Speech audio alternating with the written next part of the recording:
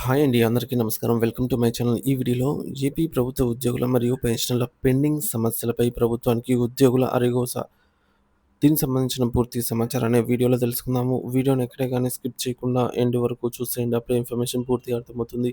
అలాగే వీడియో చూస్తున్న ప్రతి ఒక్కరు వీడియోకి లైక్ చేయండి ఫ్రెండ్స్. ఈ వీడియోని తోటి ఉద్యోగ పెన్షన్ మిత్రులతో అయితే షేర్ చేయండి. కొత్తగా మన ఛానల్ చూస్తున్నవారు ఇంకా ఎవరైనా సబ్స్క్రైబ్ చేసుకోకుంటే వెంటనే మన ఛానల్‌ని సబ్స్క్రైబ్ చేసుకోండి. దీని ద్వారా నేను చేసే ప్రతి ఒక్క వీడియో మీ వరకు రీచ్ అవుతుంది. ఇక ఆలస్యం చేయకుండా వివరాల్లోకైతే వెళ్ళిపోదాము.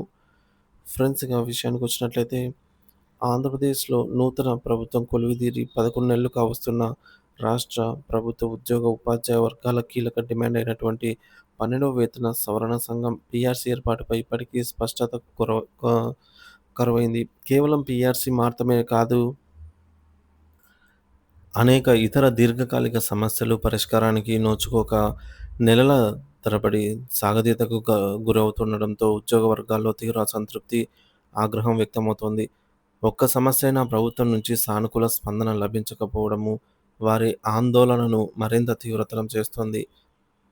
ఆశల పల్లకి నుంచి నిరాశలోకి ఎన్నికల సమయంలో చంద్రబాబు నాయకత్వంలోని కూటమి ప్రభుత్వం అధికారంలోకి వస్తే తమ సమస్యలు పరిష్కారమవుతాయని, ముఖ్యంగా పీఆర్సీ సహా ఇతర ఆర్థికేతర ప్రయోజనాలపై సానుకూల దృక్పథంతో వ్యవహరిస్తుందని ఉద్యో ఉద్యోగ ఉపాధ్యాయులు గంపెడాసులైతే పెట్టుకున్నారు. ఈ నమ్మకంతోనే ఎన్నికల్లో కూటమి అభ్యర్థులకు విస్తృత స్థాయి మద్దతు పలికారు. అనేక నియోజకవర్గాల్లో పోస్టల్ బ్యాలెట్లు లెక్కింపు ఫలితాలు ఈ విషయాన్ని స్పష్టం చేశాయి. కూటమి పక్షాలకు ఉద్యోగుల నుంచి భారీ మెజారిటీ లభించింది. ఇంతటి ఆదరణ పొందినప్పటికీ వారి సమస్యల పరిష్కారం పట్ల నిమ్మకు నీరెత్తినట్టు వ్యవహరిస్తోందని, పూర్తిగా సీతకన్ను వేసిందని విమర్శలు తీవ్రంగా వినిపిస్తున్నాయి. పీఆర్సీ ఏర్పాటులో జాప్యం కారణాలేంటి అని చూసుకున్నట్లయితే, ఆంధ్రప్రదేశ్ రాష్ట్ర ప్రభుత్వ ఉద్యోగులకు పీఆర్సీ గడువు ముగిసి ఇప్పటికే 2 ఏళ్లు అంటే జూన్ 2023 నాటికి పీఆర్సీ గడువు ముగిసింది. జూలై 2023 నుంచి కొత్త పీఆర్సీ అంటే 12వ పీఆర్సీ వాస్తవానికి అమల్లోకి రావాల్సి ఉంది. కానీ కొత్త పీఆర్సీ ప్రక్రియలు చాలా ఆలస్యం అయితే అవుతున్నాయి. ముందుగా ప్రభుత్వం ఒక కమిషన్‌ను తీసుకురావాలి. ఆ కమిషన్ ఉద్యోగుల వేతనాలు, ఆర్థిక స్థిరత్వ పరిస్థితులు, ద్రవ్యోల్బణం, రాష్ట్ర ఆర్థిక వనరులు వంటి అనేక అంశాలను లోతుగా అధ్యయనం చేయాలి. అనంతరం ప్రభుత్వానికి ఒక నివేదిక సమర్పించాలి. ప్రభుత్వం ఆ నివేదికను ఆమోదించాలి. ఆమోదించిన సిఫార్సులను ఆచరణలోకి తీసుకురావాలి. ఈ ప్రక్రియ మొత్తం పూర్తి కావటానికి కమిషన్ వేసినప్పటి నుంచి కనీసం ఏడాదిన్నర నుంచి సమయం పడుతోంది. అలాంటిది 2 ఏళ్లు గడిచినా కనీసం కమిషన్‌ను కూడా నియమించకపోవడం వెనుక ప్రభుత్వ ఉద్దేశ్యం ఏమిటన్నది అంతుబట్టడం లేదు. గత జగన్మోహన్ రెడ్డి ప్రభుత్వ హయాంలో పీఆర్సీ కోసం ఒక కమిషన్‌ను నియమించారు. అయితే ప్రస్తుత ప్రభుత్వం అధికారంలోకి వచ్చిన తర్వాత ఆ కమిషన్‌ను పక్కన పెట్టింది. కొత్త కమిషన్ ఏర్పాటుకు కూడా ఇంతవరకు చర్యలు తీసుకోకపోవడం గమనార్హం. పీఆర్సీ కమిషన్ నియామకం జరగకపోతే ఇక పీఆర్సీ అమలు ఎప్పుడు? పీఆర్సీ వచ్చే వరకు మధ్యంతర భృతి సంగతేంటి? ఈ కీలక అంశాలపై ప్రభుత్వం మౌనం వహించడం ఉద్యోగులను తీవ్ర నిరాశకు గురిచేస్తోంది. రాజధాని ఆర్భాటం, ఉద్యోగుల సంక్షేమం గాలికి. ఒకవైపు ప్రభుత్వం ఆంధ్రప్రదేశ్‌లో అత్యద్భుత రాజధాని నిర్మాణం కోసం అట్టహాసంగా ప్రణాళికలు రచిస్తోంది. ఇప్పటికే అందుబాటులో ఉన్నటువంటి 54,000 ఎకరాల భూమి సరిపోదని మరొక 44,000 ఎకరాలకు పైగా భూమిని సేకరించింది. సేకరించి ₹1,00,00,000 వ్యయంతో ప్రపంచంలోనే ఐదవ అతిపెద్ద రాజధానిని నిర్మిస్తామని ప్రకటనలు గుప్పిస్తోంది.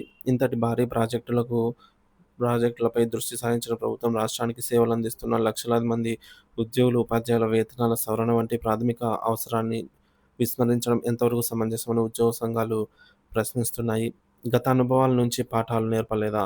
గత జగన్మోహన్ రెడ్డి వైసీపీ ప్రభుత్వం అధికారంలో రాగానే ఐఆర్ ప్రకటించింది. ఆ తర్వాత పీఆర్సీని అమలు చేసింది.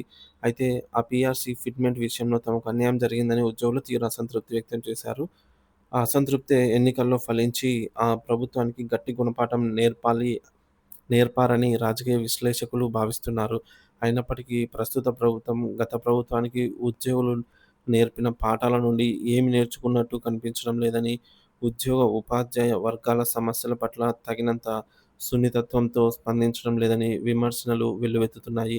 కేవలం కొన్ని పెండింగ్ బిల్లులు చెల్లించి ఉద్యోగులను ఉద్ధరించామని చెప్పుకునే ప్రయత్నం చేయడం మినహా కీలకమైన పీఆర్సీ, ఐఆర్ వంటి అంశాలపై కాలయాపన ధోరణి అవలంబిస్తోందని ఉద్యోగ సంఘాలు ఆరోపిస్తున్నాయి. సహనం నశిస్తోంది, వ్యతిరేకత పెరుగుతోంది.